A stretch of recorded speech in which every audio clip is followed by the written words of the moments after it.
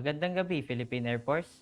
Alamin natin ang lagayatayan ng panahon ngayong Sabado, August 15, 2026 at sa mga susunod na araw. At para sa ating synoptic situation, ang ating binabantayang low pressure area ay huling namataan sa layong 2,335 km east-northeast of extreme northern Luzon at hindi pa rin ito inaasahang maging ganap na bagyo sa loob ng 24 oras. Samantalang southwest monsoon naman ang nakakaapekto sa Luzon at sa western part ng Visayas. At para sa ating general area forecast, ang Ilocos Region, Abra, Benguet, Zambales, Bataan, Nueva Ecija, Tarlac, and Occidental Mindoro ay makakaranas ng maulap na kalangitan na may kalat-kalat na pag-ulan, pagkulog at pagkidlat dulot ng southwest monsoon.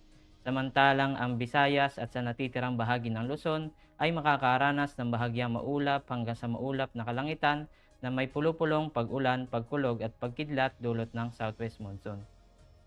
At sa Mindanao naman ay makakaranas ng bahagyang maulap hanggang sa maulap na kalangitan na may pulupulong pag-ulan, pagkulog at pagkidlat dulot ng mga localized thunderstorms.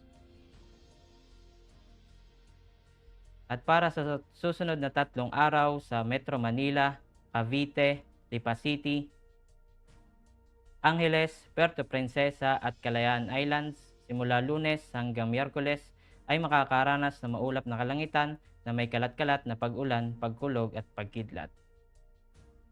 Samantalang sa Mactan, Zamboanga at Davao, simula Lunes hanggang Miyerkules ay makakaranas ng bahagyang maulap hanggang sa maulap na kalangitan na may pulupulong pag-ulan, pagkulog at pagkidlat. Ang haring araw ay lulubog mamayang 6:19 p.m. at sisikat bukas ng 5:42 a.m. At para sa ating moon illumination, meron tayong 9%. At para manatiling updated sa lagayatayan ng panahon, ugaliing i-follow ang Air Force Weather Center social media accounts.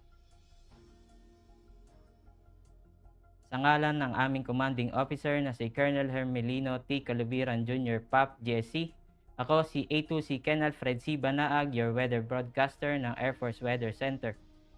Muli, magandang gabi, Philippine Air Force.